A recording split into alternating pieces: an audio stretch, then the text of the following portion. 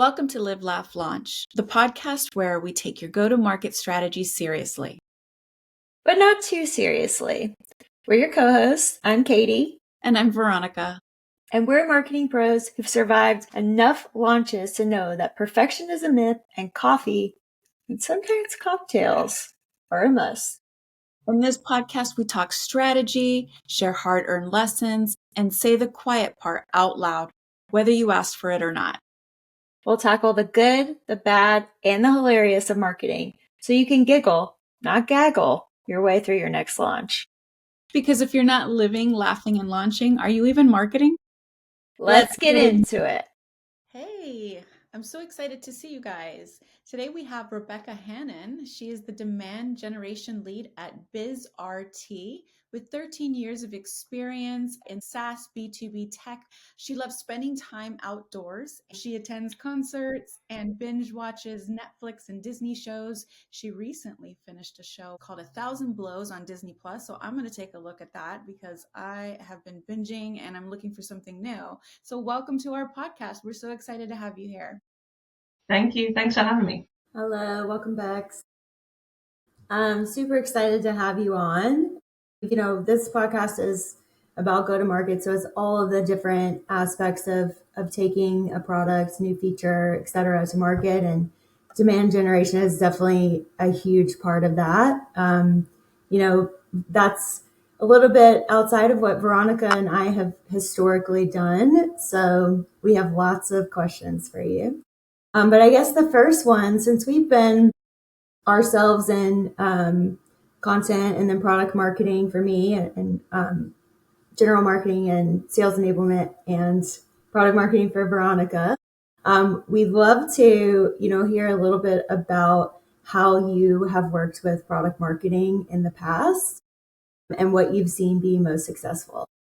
Yeah, sure. So I think it's super important that demand gen and product marketing have a close relationship. I think sometimes I've seen it definitely butt heads on some things. You probably felt the same.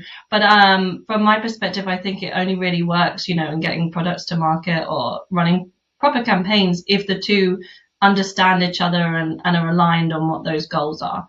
I think sometimes product can come obviously with a lot of knowledge about the features and the specifications around what a product can do.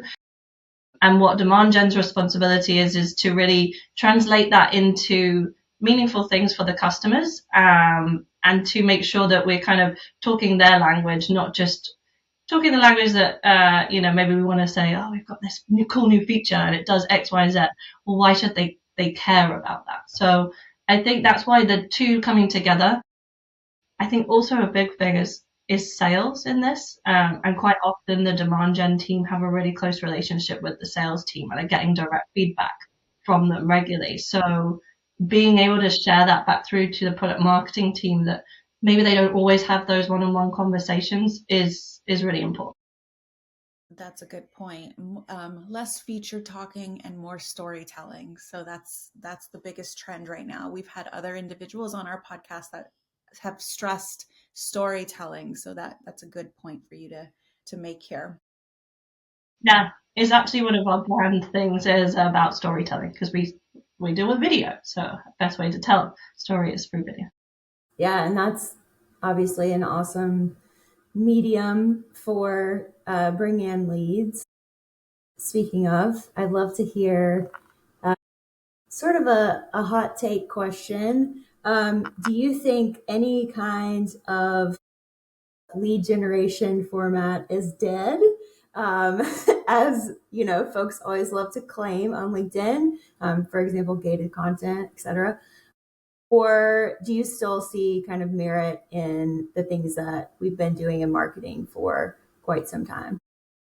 Yeah, I think the whole gated ebooks piece is an interesting one, right? Like I do agree to a certain extent, like thinking that just because you gate a piece of content and then someone downloads it, that actually counts as a lead. Of course, it does not. And I suppose from that perspective, like it is dead in that way. However, and we've actually, in a lot of our engagement journeys, we don't have them gated. We let the customers already have a look into there. They're way more likely to then want to read more and go on to the next thing. But then you have to have the right things to be able to track them as well, right? So that's why people end up gating a lot of the time, so that they know people have read them. And unless you pay the money for all the tools to be able to do that, then it kind of makes that bit a bit hard. Yeah, that's what I'm running into right now, actually, as I'm just starting a marketing program. We don't have lead scoring in place yet, which, we're in the process of, but takes a while. Yeah. And so like gating things as our form fills are the only way that we can really track anything at the moment. So I'm very keen to, make that process a little bit better, but I can definitely see how, folks get stuck there if they're unable to track that marketing journey effectively. Mm-hmm. Most definitely. What would you say is your favorite tool to use? Oh God, it's hard because we're actually quite light in from a tech stack perspective, I'd say, compared to some companies I've worked in. And so, in the past we'd used one that was super helpful for content called Path Factory that then enabled someone to go through a whole journey. So you could set up a kind of one asset and then it would relating assets down the side. And then you could not gate it. You could just send them that and then they would eventually convert once they've kind of gone through all the pieces. Or if you wanted to put a timer, you can read this for, a minute. But as soon as that minute's gone, now you need to complete your details to access more. That I thought was really cool way to do it. But again, you need to have the budget to bring in. So yeah, we kind of balance. We do a lot just using our own marketing automation platform and website. That's awesome. So I have a personal question, because I do my own demand gen for my company that I own, and we get a lot of online leads, which are great. And I stopped spending money on social media. Do you find value in those ads? But yeah, we do actually for certain products. It depends, I think. And the other thing is sometimes you might not see them directly convert from an ad, but perhaps if you switch that off for a bit, like we've noticed, okay, right, we've paused that campaign. Now we're not getting as many website leads. Why are we not getting as many website leads? Because you don't always bring the two together. Yeah. So I'd say it depends on the audience that you're after and then the product that you're selling as well. Yeah, it was interesting. I ran a campaign where we were doing webinar signups. So obviously we were trying to get people to sign up, but not a lot of people converted. But then we saw like our website traffic, not even from that ad, just like coming into the website homepage, skyrocket from that. So it really turned out to be more of a brand awareness play than a lead generation play, which, we'll take also. But it was a learning for sure. Definitely the brand awareness is what we're getting out of that. And I learned, though, without those budgets for social media, I'm getting more free leads from TikTok.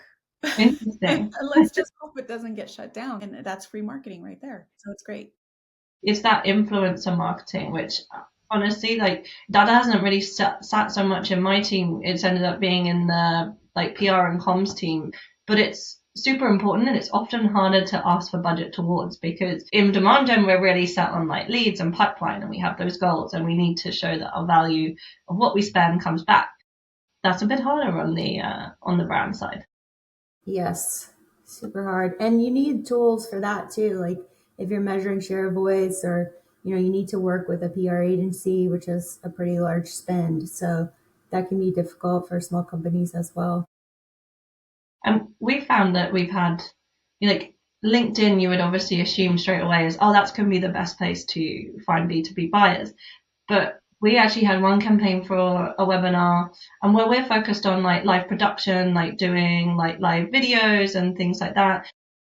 Facebook actually and Meta ads perform better. We got way more signups on that, which we wouldn't have normally. I think in the past, like wouldn't have been the case. But our audience seemed to be more in that space than they were on LinkedIn for that particular topic. Yeah. So how did you find that out? Was it through market research? Did you just test the different channels? Yeah. Yeah, yeah, Yeah. That's yeah. so Before I just important. it's all test, right? spend some money. Oh, that didn't work. Now we Yeah. yeah. I've learned my lesson in that.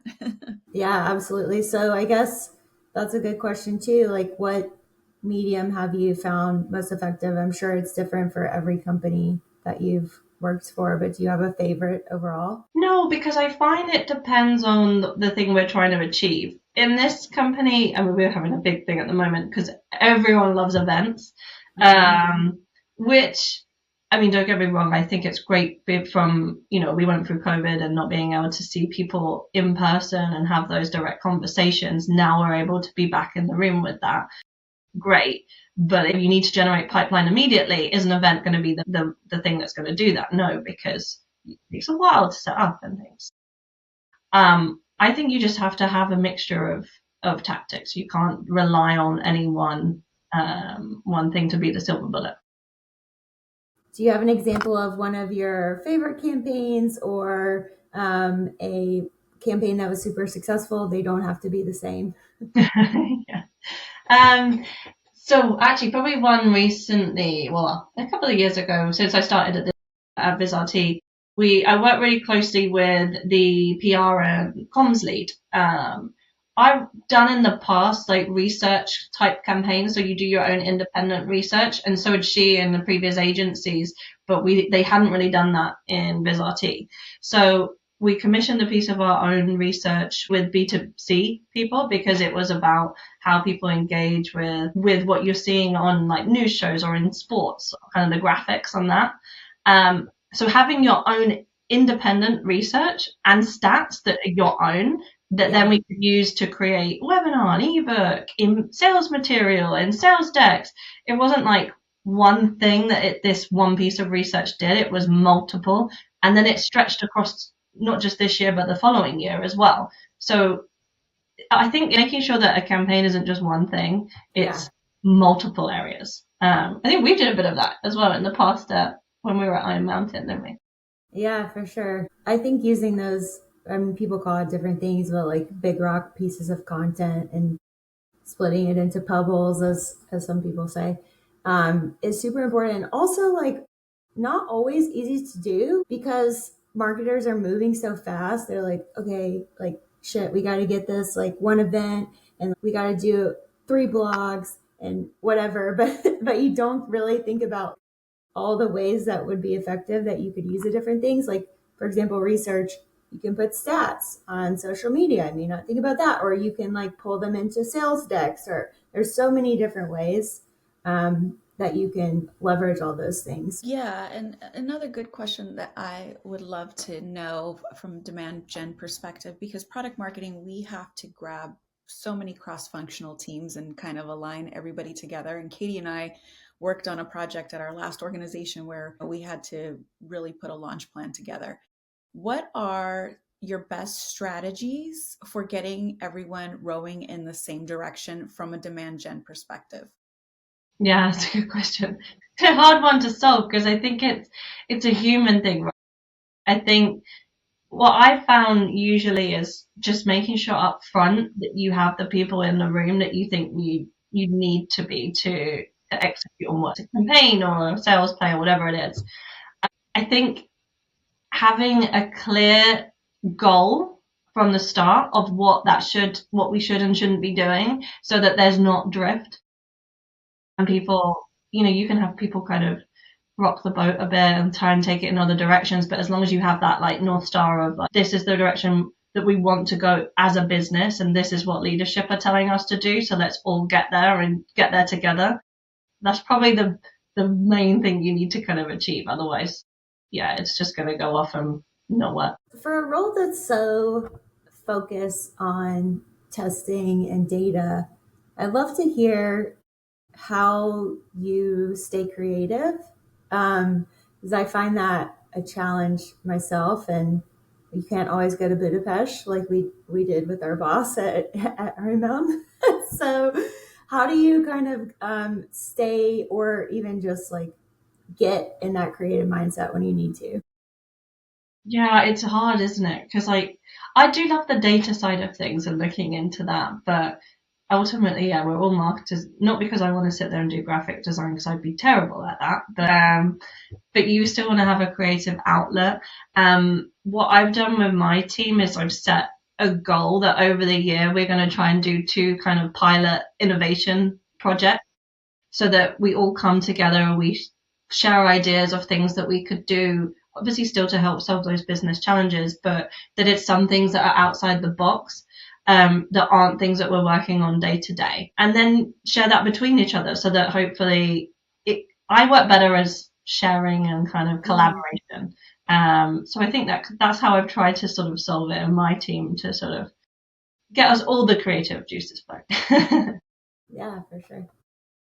It's a great idea. I did have another question, which was about sort of regional marketing, because I know when we first met, you were doing kind of regional marketing for a really big company. How have you seen regional programs be most effective for global companies? Because there's certainly, in my experience, some kind of disconnect, if not more than one, across, the main marketing branch and then the different regions. Yeah, I think this has been it's the centralized thing versus the regionalized flavors. Luckily, in my company right now, I'm kind of in charge of both, so it makes it easier because I've had my team, yes, work with their regional sales leads, but also be in charge of certain verticals globally so that they start to move out of only thinking specifically for their region and think on that global level at least some of the time. So I do think the global team shouldn't just be coming up with content and pushing it to the regional teams and expecting them that it's going to work exactly the way it works for the US as it does in the UK. For example, in my company, we have the sports vertical. Sports in the US and what you kind of watched, American football, for example. Yeah. Using imagery to do American football makes sense for the US. You go and put anything out in that way in the UK, and people aren't going to interact with it in the same way. So I think it's having maybe the strategy and the message at a global level, but thinking about how to make those slight personalizations per region that will make a better impact from that perspective. And I think that's where it's important having those people based in region to get that feedback directly from the sales team or the customers to make sure that then we kind of operate that happens from not just from the global level but from the regional level. Yeah, I think it was tough in content doing that on a global level and sort of understanding the other regions, but product marketing, I think it's even tougher. Veronica, you can, say your opinion too, but for me, like, not only do you have to kind of understand what type of content works or big themes, you literally have to know like all the competitors in the different regions, pricing strategies in the different regions. Like, there's so much that you need to understand. Yeah, for sure. And I think especially if you only have a global team that is in the US, it can be very easy for the organization to just say, we'll just focus on the US. Like, don't worry about the other regions, especially from product marketing side. I've seen that happen a few times. Mm-hmm. I saw that happen most recently. And that was challenging because most of our sales were from another region, but we were so focused on the American side. So, I think this is where it is important that businesses think about hiring similar roles but in different countries. So our product marketing team is spread from the UK to the US, one in Norway. So you've got multiple different like feedbacks from that perspective. And I think that really helps them to make sure that you are creating content and materials that aren't only considering one region more than the other, or it should do. yeah. But having the same voice, having the same message overall, but then, like you said, culturally making it make sense, putting that story together where it resonates to that region. And I'm working for a company now. We're US based. We do have some offices overseas, but our market is within the US. The challenge is we have several verticals. We're in the healthcare space. So speaking the language for a dermatologist versus an ophthalmology doctor is completely different. And there's several stories, and that can be a lot, especially when there's over 11 different specialties and you're trying to, tell the story from their perspective. It's really challenging. It's a lot of personas to keep up Lots with. of personas. Yeah. Yeah, I think we've struggled a bit with that because we were kind of born out of two companies that coming together, and you've got one that is mainly focused, had been in the past mainly focused on broadcasters, and that is obviously like a smaller pool from that perspective, like in each country, whereas from the other side of the business, we can sell into like corporates, education, sports teams and things. So it's how to understand each of those verticals. Then regionally is another thing. Yeah. Let's play marketing buzzword bingo. So, which overused phrase in demand gen makes you cringe the most? Oh God, now my mind's gone blank. How about you, Katie? What is it like content is king, or, I don't know. Well, okay. I hate like talking about the funnel Yeah. because especially, 8-10 years ago, it was all like, this is when customers come in and this is the next step they take. And then this is the next step they take. And then they become a customer all the way down. We now know, I think most people know, that that's just not how things work, right? Like, it's not a funnel. It's like a wavy line, and then maybe you drop over here, and then maybe you go over here, and then like it's That's not a hard funnel. way. People are not just like, now I'm aware of this product. Now I'm discovering this product. You know what I mean? Like, I think that funnel works more for sales, in my yeah, maybe. opinion, the sales stages, but definitely not marketing, at least not in my brain. I think it's because people like to picture things, right? And they like to think simplistic approach. But I mean, I think now if you drew it, it would be like, oh, they go around here and then they go back there. Especially as there's so many more content mediums, I think, than we've probably had in the past. Like podcasts, for example, were not as like majorly used, really. Like maybe by a few, but like now, I mean, I know I've found certain organizations because of their podcasts, which would you have before been like, oh, that a podcast is a lead generator? It definitely is, right? But it's not the traditional way that you would think about it. Exactly. Yeah, and I think it's also one of those that's a little bit hard to measure. You can see views, you can see downloads, things like that, but it's similar to social where it can influence a lot of folks coming into that funnel, but you may not be able to necessarily track that, right? Because I suppose a controversial one for me, because I'm in demand gen, but a buzzword for me is lead.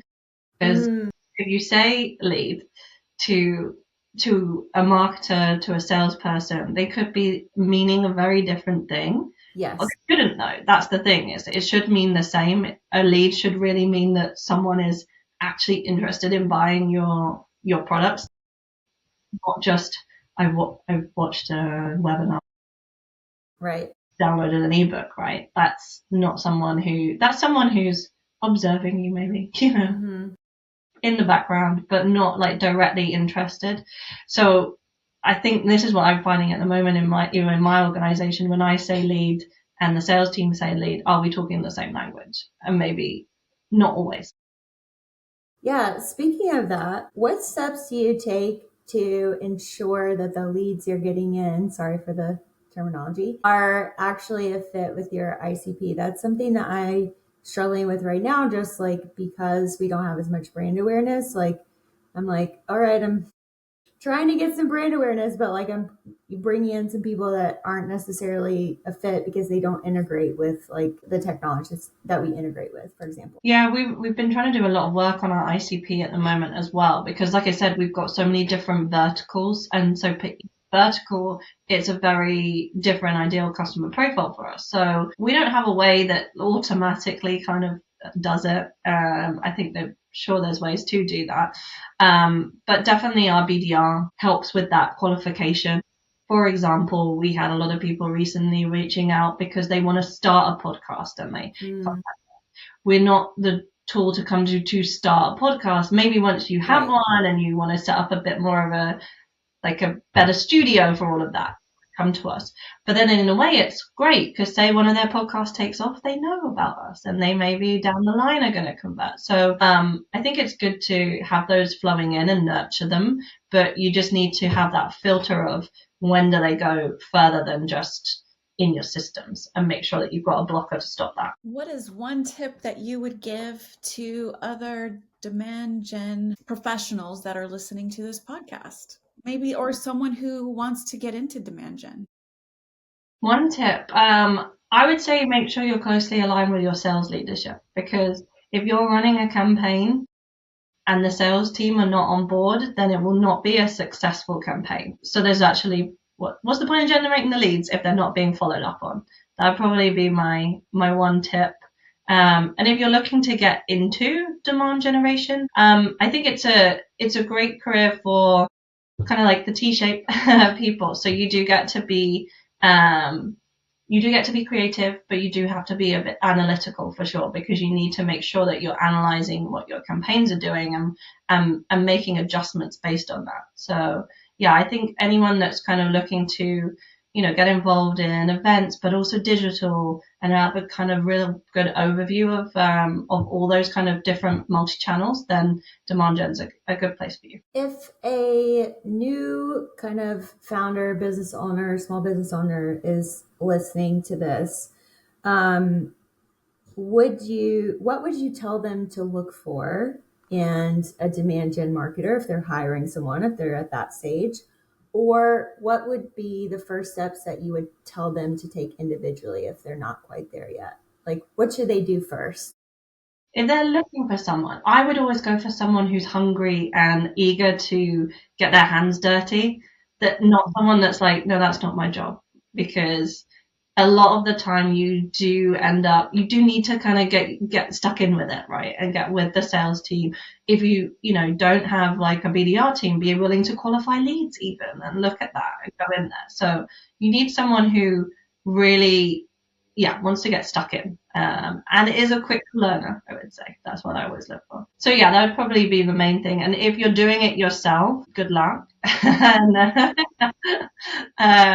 no, I think it's focus on the one audience that you think is going to help convert faster, and really kind of focus in on that, create a campaign based around that so that you can quickly see some results and some conversions before you start trying to do everything, try and meet all the audiences. Agree with that. Good tips. And another final question from me probably is, Katie brought up a good point. If there's someone who is probably just starting their organization or, within the first few years, do you think demand gen should be hired on early on as let's say I'm a small business owner, I'm just starting my organization. Who in the marketing umbrella should be hired first? Controversially, I'd probably say product marketing, because yeah. You probably didn't think that. I think if you don't know the audience, right, and you don't know the messaging that you want to put out there, then how can you have demand gen to do anything? I think that's where I think you've got to start with that. You've got to understand who it is you're going after. It also depends how your company's grown, right? Like if they're growing through referrals and that type of piece, then you want to bring someone in that can help craft a kind of process and a way of scaling that. So I think having a product marketer probably in first to help with that, and then having someone who's on the demand gen side and team them together, and they'll be unstoppable. Oh, that's a good point. Yeah, I mostly agree. I think product marketing is a good first hire, but I think it's important that they understand demand gen and content, especially. Like they need to be able to not only know who the audience is, but be able to write to them at least a little bit. Like you can't just know things and not put them out in the world. That's not going to be helpful. But it seems more recently, growth marketers have come in and been the first hires a lot, which is an interesting sort of role. I'd agree that you need someone who's thinking of the customer first. Like what you don't need is a product marketer that comes in and thinks only of the product. Is like, oh, right, we've got all these really cool features, functions. Send that out. That's not going to be interesting. So it's really dependent on who that person is and their experience, I think.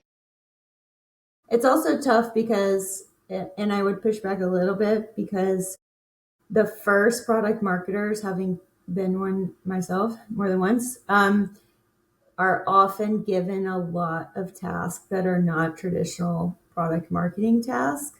And so I think that can be very tricky. I think the ideal is definitely having both, like your first two hires, for sure. Yeah, for sure.